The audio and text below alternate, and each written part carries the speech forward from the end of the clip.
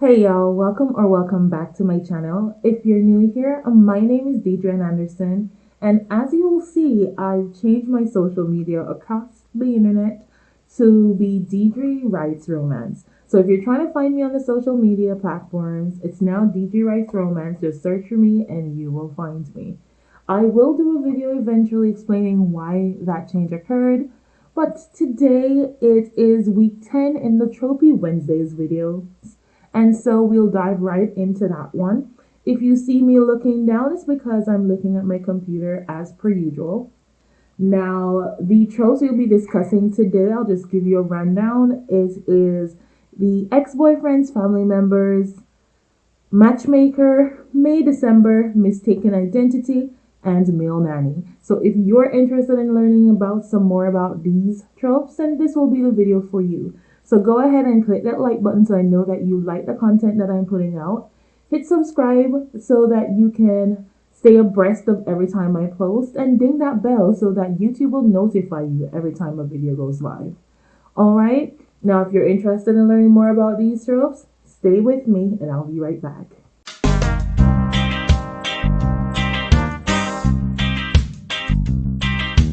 Alright, welcome back. Again, this is week 10 of the Tropey Wednesdays videos, and we're going to dive right in with my first trope that we'll be discussing today, and as well as I'll give you some examples of books that I've read that I think did this trope well, and that you may want to check out if you're interested in that trope.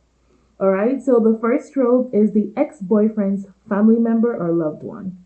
This is a little bit self-explanatory. It's about basically a person that was in a relationship, they're no longer with that person, but they find themselves falling for or end up in an entanglement with either a relative or friend or loved one. Well, not friend, more relative or family member or loved one, found family type of deal situation that is close to their ex, but they find themselves falling for that person.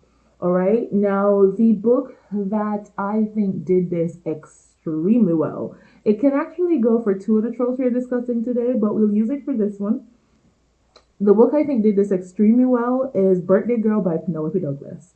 Now, if you've never read that book, whew, you need to check it out. I really enjoyed this book. I did read it a while back, but I mean, it's still fresh in my mind. It follows Jordan and Pike, and essentially, Jordan is, when the book starts, she is with her boyfriend. I don't remember his name because I was never really rooting for him. So, but she is with someone when the book starts, and she stumbles upon Pike, meets him in a movie theater, sparks fly, nothing happens because, of course, she's still with her boyfriend at this time. And come to find out that Pike, the person that was in the movie theater with her that Sparks was flying with, was her boyfriend's father. Yeah, a little taboo. It is her boyfriend's father, but it is handled extremely well. There is no cheating in this book. They basically avoid each other. The tension builds. There's so much tension in there because situations happen. I won't spoil the book, but she ends up living with Pike, so she's constantly around the two of them. And you'll just have to read the book to see how it's handled, but it is handled perfectly. So if you want to see a good example of maybe ex's family member or a loved one, and I did say exes, so there's a hint for you. They do eventually become exes before she moves on with Pike, which is her ex's father. And Pike is just so much of a cinnamon roll. He's still authoritative when he needs to be. It's just a whole vibe. So go ahead and check that out if you want to see this trope done well. All right, now moving on to the second trope. It is the matchmaker trope. Now, again, it's much as you would think it is. This matchmaker trope essentially is your protagonist basically setting up someone else, or she's constantly or he's constantly setting up two people. They're the cupid, so to speak, right? So she's constantly setting up other people. Sorry, most times when I see this trope done, the protagonists themselves are not in relationships. They just have dubbed themselves the expert of love and loves to put people together. So they constantly set up their friends, pin people together that they think would make a good couple, and of course, eventually finds love themselves without even looking for it, because oftentimes they don't believe that they need to find love, just that, other people would make good couples, even though they're oftentimes hopeless romantics. All right, so the example I have for this is actually a classic. It's my favorite Jane Austen novel, and it's her fourth book. It's Emma. Now, Jane Austen's Emma follows Emma. It's basically exactly as I just told you. Emma, she is pretty much focused on setting up everyone around her, making sure everyone around her, all their friends find love and that they're happy until love comes knocking at her door without her even realizing it. Now, you know Jane Austen books. If you're looking for angst, if you're looking for things that are done well, you need to check out Emma. It's the perfect example of this matchmaker trope.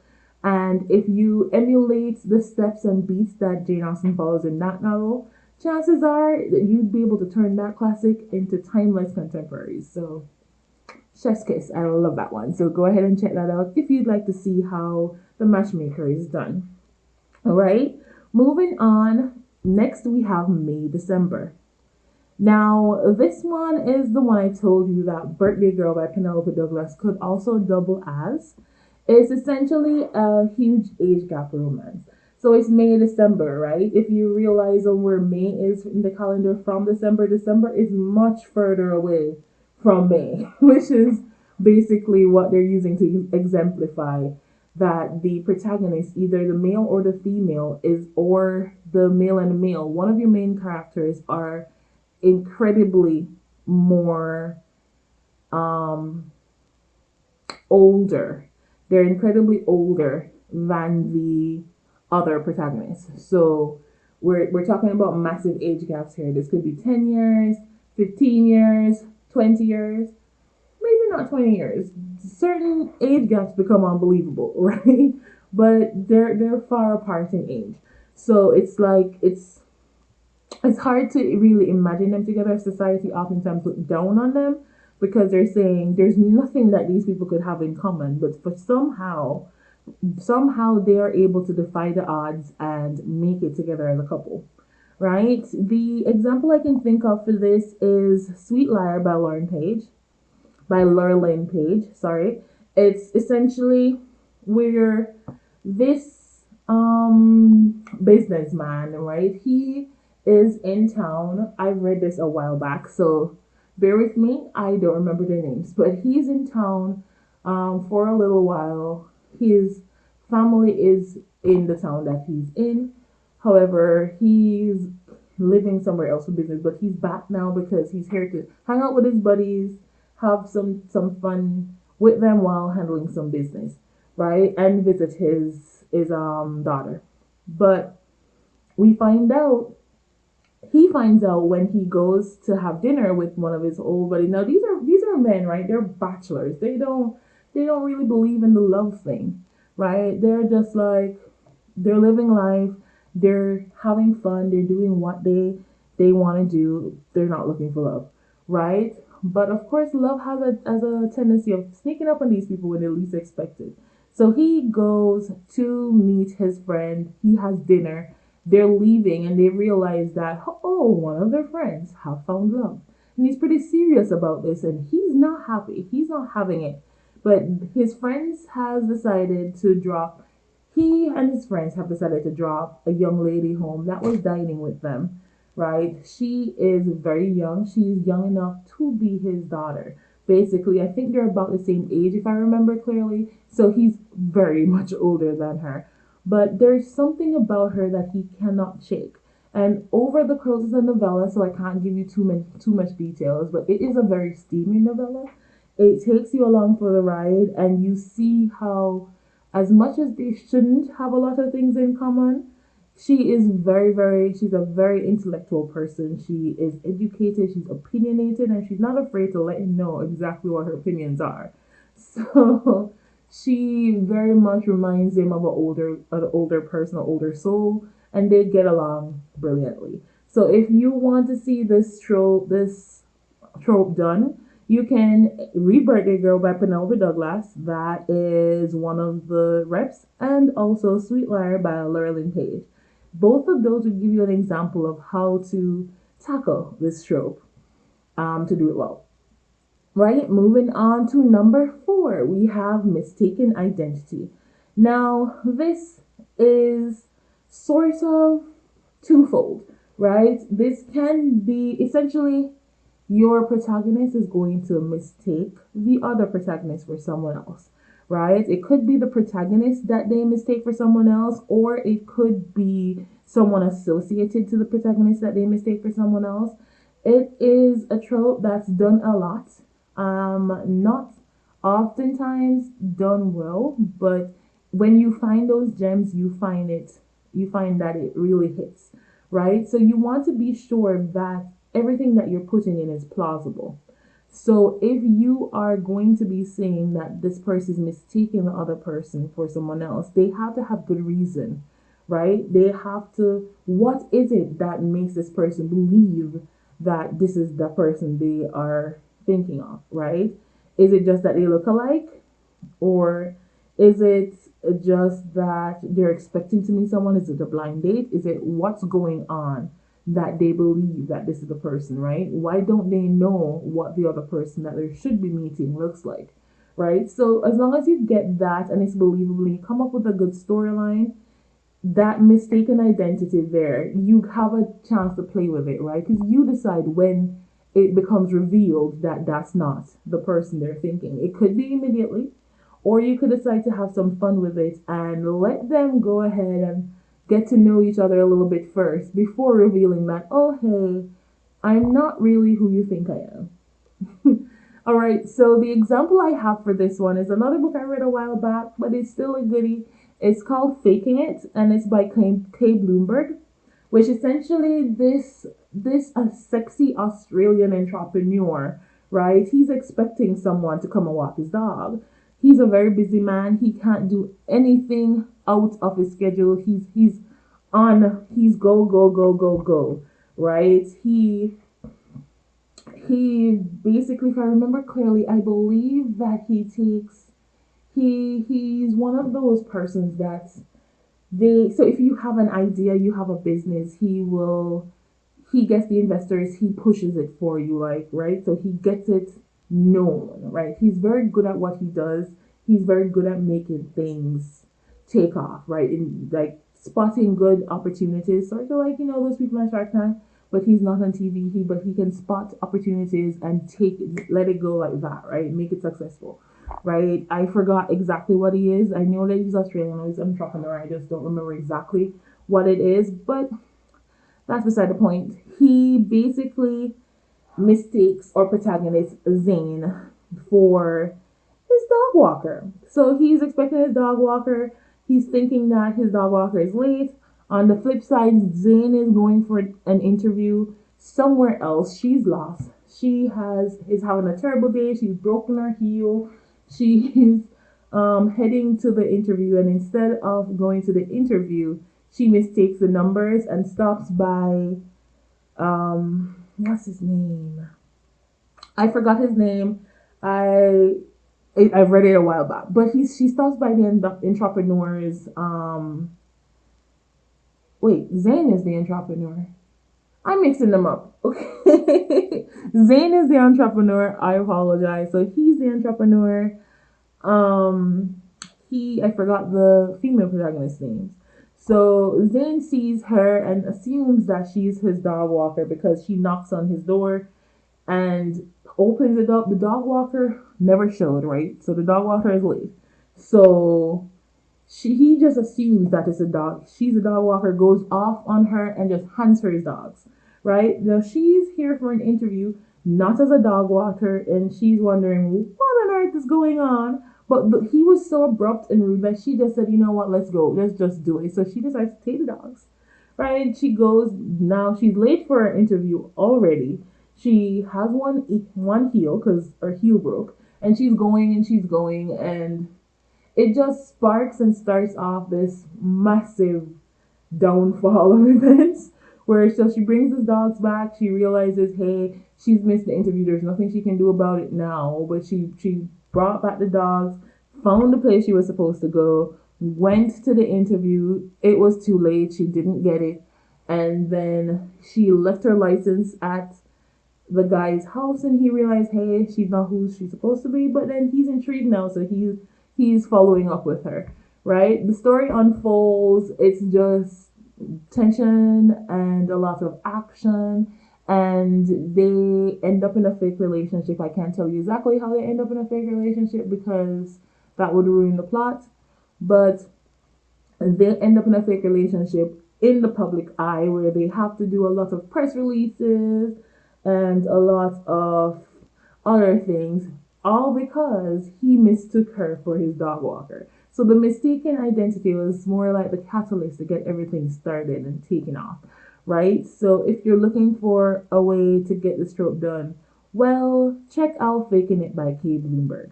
All right, now the final trope we'll be discussing today is the male nanny. It's similar to the nanny trope I don't think we discussed the nanny trope before we discussed the maid trope, but it's similar to the maid and nanny trope where essentially this is someone you're hiring to take care of your children, except for it is a male. It's a male nanny, right? So it basically turns the traditional nanny trope on its head and gives it a perspective from a powerful female or a powerful other character hiring a male to be a nanny, which is not the typical, not the norm. It's flipped, right? So, and he takes care of their kids, and throughout the period of time, generally they really like how each other's personality is. The protagonist likes how he's taking care of the children. The children love him, and slowly but surely, the protagonist also starts to have feelings for the male nanny, right? The book I read that I adored that did this brilliantly was Reef by Rebecca Witherspoon. Now, Reef didn't just come out. It's one of those books as well that I read a long time ago. Well, it's Reef, however you pronounce it, is Rafe, above male nanny, if you want to check it out. Now, this book is brilliantly done. Brilliantly done. Right? Rebecca really knew what she was doing when she chose this trope and when she went in to write. Right? Because Sloane, or female protagonist, she is a doctor, a surgeon, if I remember clearly, right? And she comes home to find that her kids are alone at home, left her nanny, her existing nanny, just up and left. She quit, left the kids alone, basically did not treat the kids well, did not have the courtesy to text her, to message her, to let her know that, hey, her kids were alone in the home. So she gets home, she's of course panicking because the nanny just up and left, and she has no clue where to go from here. And of course, she is a doctor. She has to go to work, right? She doesn't have the luxury of just staying home. So she's forced to find another nanny. Now the story progresses and she is recommended to Rafe, which is a male nanny. She's a little bit skeptical because of course she has two daughters and this is a male nanny, right? So being a good parent, she's a little bit skeptical, she wants to ensure that this is a good person she's leaving around her children. She gets great reviews and ends up going for it. Now, of course, Rafe is it's a romance, right? So you want that tension. And Rafe is packed. He's chef's kiss when he comes to looks, right? He is sexy AF, and Sloane is attracted to him. And of course, Rafe is attracted to her too. But Rafe is very upfront and he tells her straight up that he's not used to working this way because he's mad attracted to her. And things ensue over time. Of course, there's tension because they try to fight it for the kids, but he's a living nanny. She's a single female doctor. He's a single sexy man. And tensions fly. They end up doing things and overall developing feelings. The kids love him. Sloane eventually falls for Rafe and Rafe falls for her. There is a lot of tension. There is back and forth. There's of course baby daddy drama because it's a nanny. It's the nanny trope. So you can throw all of that in because the other parent Is there bonus points if they're resentful and not really wanting you having that male nanny living there because obviously he's thinking he's coming to replace him. So there you go. If you want to check out this trope done, I think relatively well, you should check out Rave Above Male Nanny by Rebecca Witherspoon. Now, Rebecca Weatherspoon. I'm pretty sure I said that name correctly. What I'll do is I'll leave the recommendations and the tropes that we discussed down below so that you can check them out should you need to. Well, this video is 20 minutes long, so I'll go ahead and wrap it up. Again, just to recap, the tropes that we discussed today were the ex-boyfriend's family member, loved one. The recommendation for that one was Birthday Girl by Penelope Douglas. We had Matchmaker. The recommendation for that one was Emma by Jane Austen. There was May December. The recommendation for that one was Sweet Liar by Laura Lynn Page. Mistaken Identity was the fourth trope. The recommendation for that was Faking It by Kay Bloomberg. Then we had Male Nanny to close it out, and the recommendation for that was Wraith Above Male Nanny by Rebecca Witherspoon. So if you have tried any of these tropes before, or if they were new to you, let me know in the comments below. Let's get a conversation going.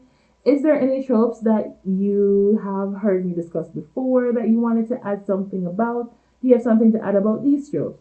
Drop them in the comments as well. I still have a very long list, so I think this series is going to be going on for a long time to come. Now, there will also be a video explaining why my social media is changing and how you can find me on the social media platforms all across the interwebs. So look out for that. Be sure to subscribe and hit that notification bell so you can know when that video and every other video I publish goes live. For now, there will be a video each and every Wednesday from this Romance Tropey Wednesdays series where we discuss all the tropes. Right now, we're discussing the romance tropes, but in the future, you never know, there may be other tropes that we can discuss as well. So let me know if there's a genre that you want me to start looking into so that we can divulge and go into the tropes together. All right, that is all I have for you today. Again, my name is Deidre Anderson. You can find me everywhere on the interwebs under Deidre Writes Romance. And until next time, be kind and approach everything with love. Talk to you later. Bye, guys.